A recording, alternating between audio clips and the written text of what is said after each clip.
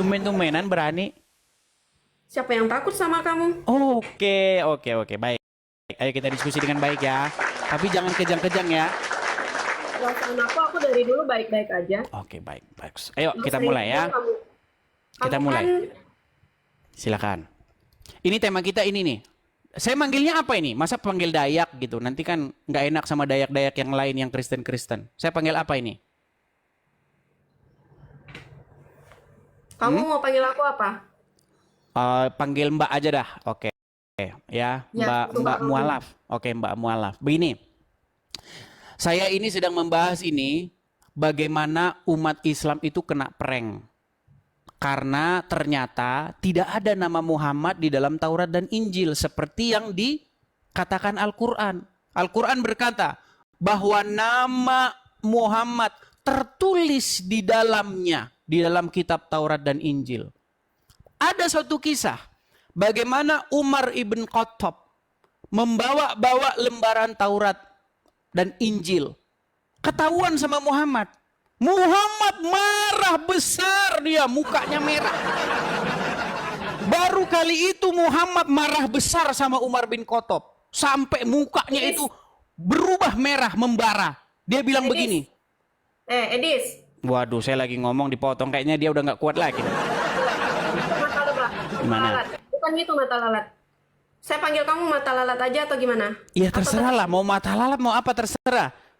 Yang penting saya membicarakan kepada kamu apa yang sungguh-sungguh terjadi di dalam agama Islam. Kalau memang Muhammad itu dinubuatkan dalam Taurat dan Injil, kenapa ketika temannya membawa Taurat dan Injil Muhammad marah-marah? Coba jelaskan kepada saya.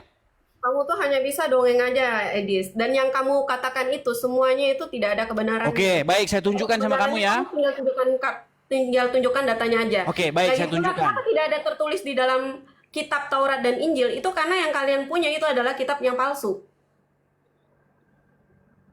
Jadi karena tidak ditemukan berarti sekarang nuduh palsu. Ada kenyataannya memang iya, itu yang palsu. Makanya kalau kamu belajar itu jangan setengah-setengah.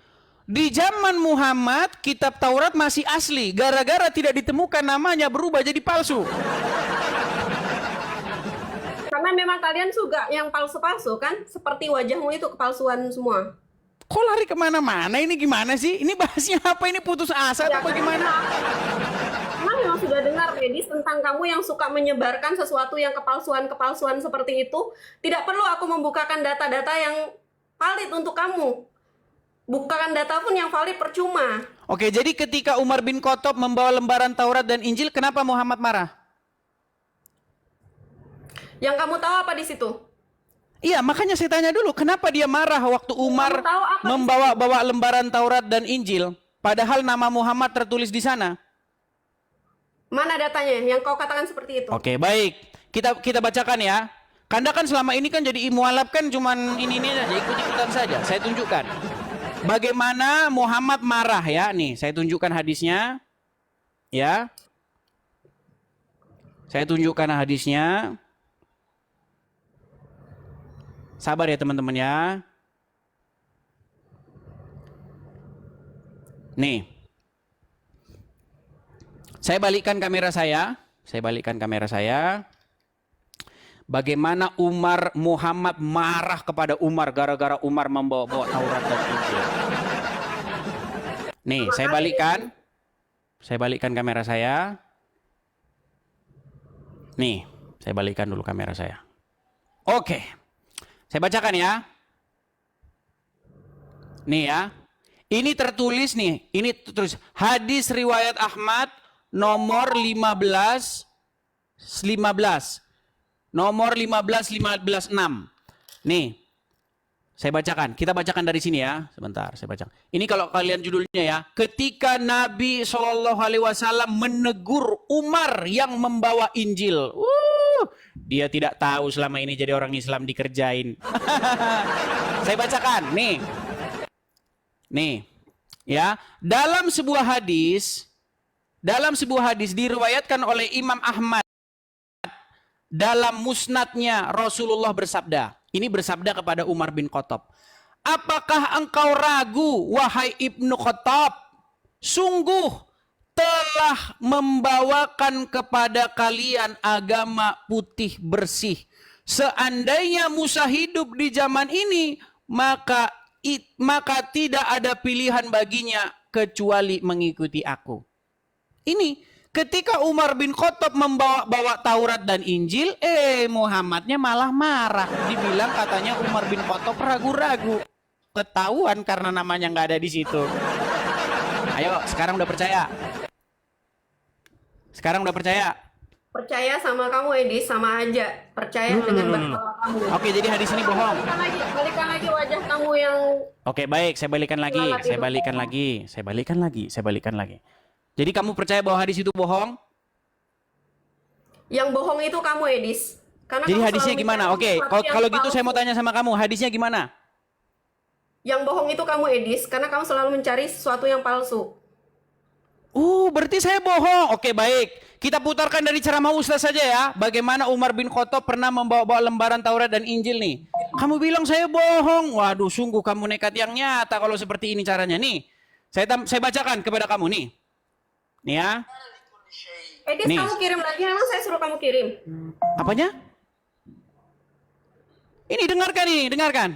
Dengarkan ya, nih. Wa nazzalna 'alaikal kitab, dan kami turunkan kepada engkau Alkitab. Tibyana likulli syai', sebagai penjelas bagi segala sesuatu.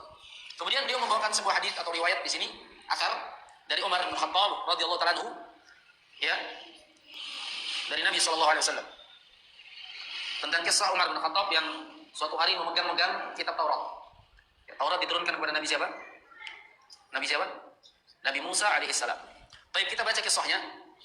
Warawa An-Nasa'i wa ghiru, dan diriwayatkan oleh atau Imam An-Nasa'i meriwayatkan dan selainnya. Ani Nabi sallallahu alaihi wasallam, dari Nabi sallallahu alaihi wasallam, annahu ra'a, bahwasanya Nabi sallallahu alaihi wasallam melihat fi yadi Umar bin Khattab radhiyallahu ta'ala anhu, di tangannya Umar bin Khattab radhiyallahu ta'ala anhu, waraqatan min at-Taurah, lembaran dari Taurat. Faqala, maka beliau bersabda,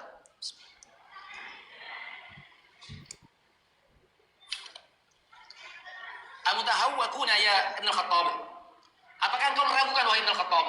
Dalam riwayat yang lain dijelaskan maknanya ya, asyakun anta Ibn Khattab, apakah engkau ragu wahai Ibn Khattab? Nanti kita Edis. jelaskan maksudnya. Nah, intinya bagaimana? Intinya ketika temannya Muhammad Ibnu Khattab membawa lembaran Taurat, Muhammad malah nggak senang. Mata lalat. Kenapa dia nggak senang? Coba. Mata lalat. Nggak ada jawaban kan? Nggak ada jawaban. Jadi Kamu hanya mencari sesuatu yang tidak baiknya aja. Loh, Sama seperti sekarang begini, gini ya. Saya umpamakan begini. Sama otak Kalau- kamu itu mau mencuci otak-otak orang yang ada di situ gitu. Loh, tidak mencuci Mbak Mualaf. Saya hanya menyatakan apa yang tertulis di dalam literatur kalian. Kalau memang Muhammad itu dinubuatkan di dalam kitab Taurat, kenapa Umar bin Khattab ketika membawa kitab Taurat itu, Muhammad malah marah? Apakah engkau ragu-ragu ya Umar bin Khattab? Loh, masa ragu-ragu? Lo justru harusnya itu kesempatan Muhammad untuk menunjukkan kepada Umar bin Khattab, wahai Umar bin Khattab, sini kitab Tauratmu. Nih, saya tunjukkan bahwa nama saya ada di situ. Ternyata Muhammad malah mukanya merah. Gara-gara Umar bin Khattab membawa Taurat dan Injil. Nyata bahwa Dari sebenarnya mana Muhammad... kamu tahu muka Muhammad itu merah, Edis? Bagaimana? Dari mana kamu tahu muka Muhammad? Di dalam itu merah? hadisnya bunyinya begitu. Kamu Di dalam mengada-ngada, hadisnya, mengada-ngada, Edis. Muhammad di situ dikatakan wajahnya berubah memerah dan dia marah kepada Umar bin Khattab. Kamu saja selama mualaf baru dengar riwayat ini kok.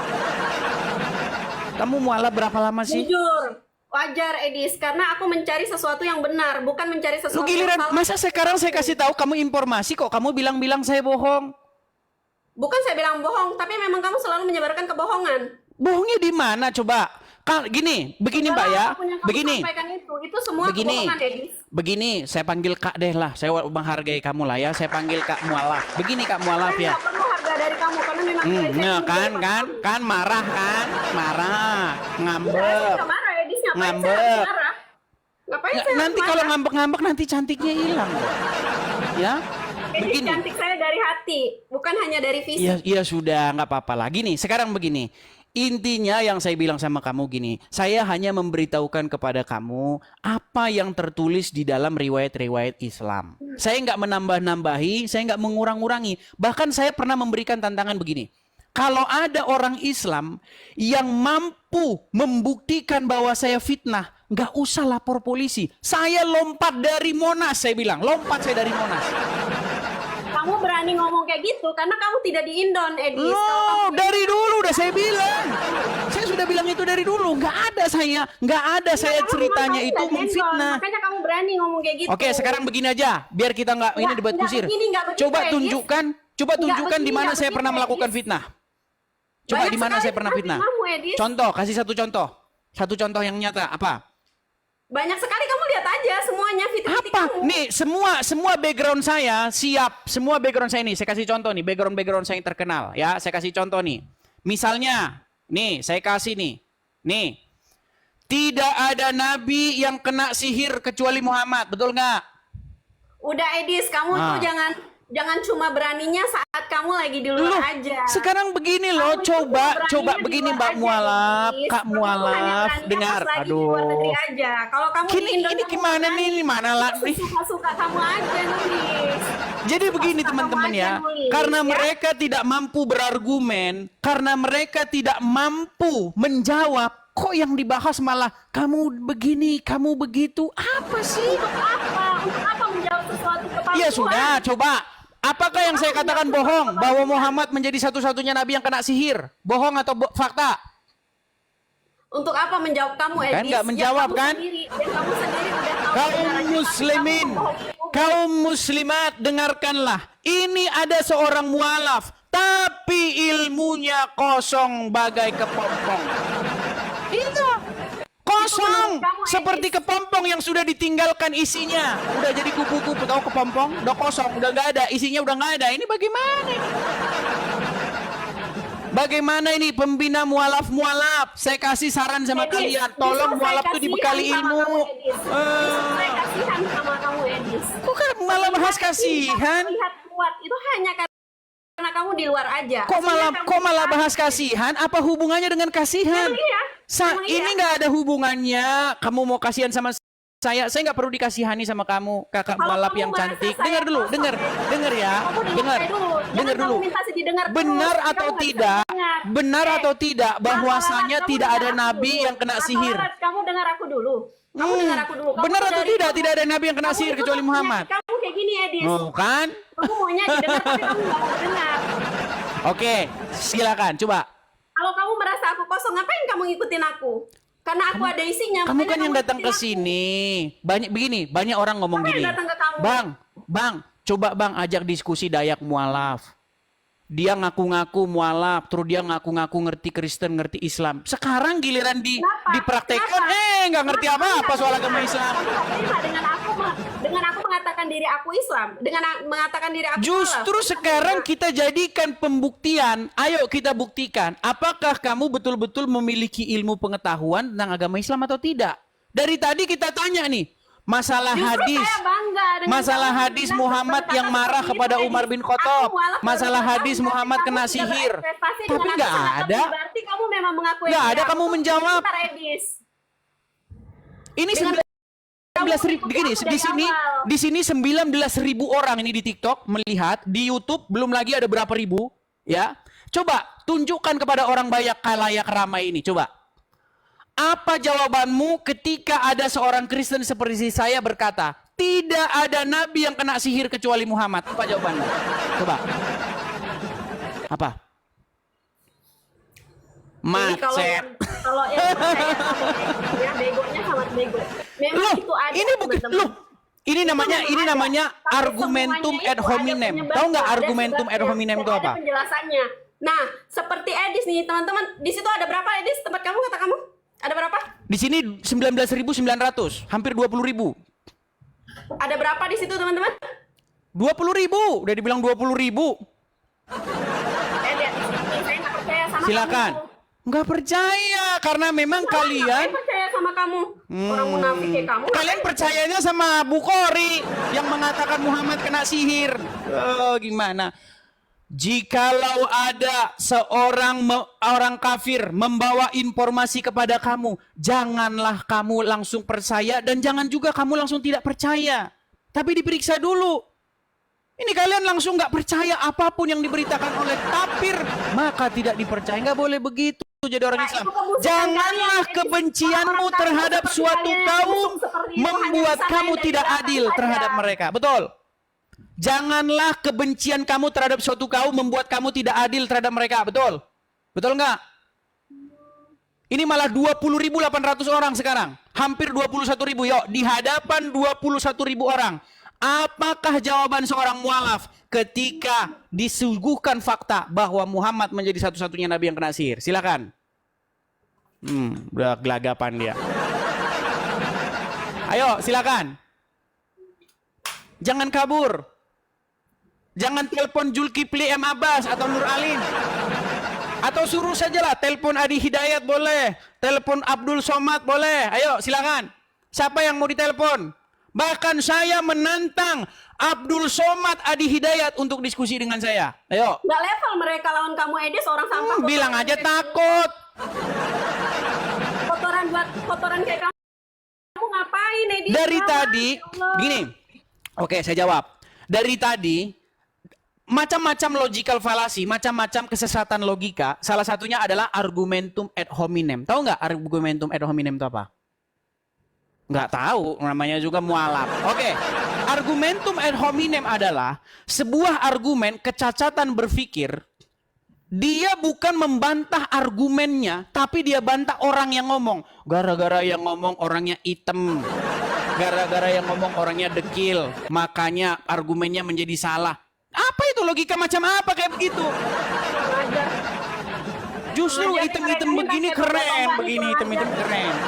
Jadi begini ya, Dayak mualaf, dengarkan. Kurang ajar nih pakai tombak-tombak nih ya. Aku udah kena peringatan ya, kurang ajar kalian. Nah kan, itu karena kamu argumentum ad hominem. Tidak menjawab pertanyaan tapi malah, nah kabur dia teman-teman. Dia saksi mata ya. Kalian menjadi saksi bahwasanya dia kabur. Nah. Jadi yang inbox saya mengenai Dayak mualaf ya, sekarang sudah tertunaikan keinginan kalian. Bang, coba sekali-kali masuk tuh komalnya Dayak mualaf tuh. Ah, udah. Sudah kalian lihat bagaimana apa yang terjadi. Meninggal dunia dia, saudara-saudara. Nggak ada jawaban. Ditanya masalah Muhammad kena sihir, malah ngomong, kamu itu ya. Ya. Ini begini ya, ini malah ngomongin fisik, apa hubungannya? Ditanya Muhammad ketika Umar bin Khattab membawa lembaran Taurat, dia marah sama Umar bin Khattab, marah. Padahal apa di dalam Al-Quran dikatakan? Wahai orang-orang yang beriman. Apa kata ayat Al-Quran? Disuruh kalian beriman. Ya, ada ayatnya dalam Al-Quran. Kami beriman kepada apa yang diturunkan oleh kamu, kepada Taurat dan Injil. Disuruh beriman. Tapi ketika Umar bin Khattab membawa lembaran Taurat dan Injil, Muhammadnya malah marah. Ini saya umpamakan kayak begini. Saya kasih umpama begini. Ada sebidang tanah. Oke? Ada sebidang tanah. Nah, lalu ada orang bilang begini. Nama saya tertulis sebagai pemilik tanah itu. Ya? Tertulis itu, tolong, nama saya. Ada orang BPN. Ya kan? Datang bawa sertifikatnya. Cek. Ketika orang BPN datang bawa sertifikat, "Hai! Apakah kamu tidak percaya nama saya tertulis di sana?" Loh, justru ketika sertifikat datang, itu menjadi kesempatan bagi orang yang mengklaim bahwa namanya ada di situ untuk membuktikan bahwa klaimnya itu benar. Ketika Al-Quran mengatakan, umat Islam berkata bahwasanya Muhammad dinubuatkan di dalam kitab-kitab sebelumnya, bahwasanya Muhammad ada dalam Taurat dan Injil. Ketika Umar bin Khattab membawa kitab Taurat dan Injil itu, Bukannya Muhammad membuktikan kepada kaum muslimin bahwa namanya ada tertulis di situ, malah sebaliknya Muhammad wajahnya merah dan marah kepada Umar bin Khattab. Ini apa-apaan ini? Coba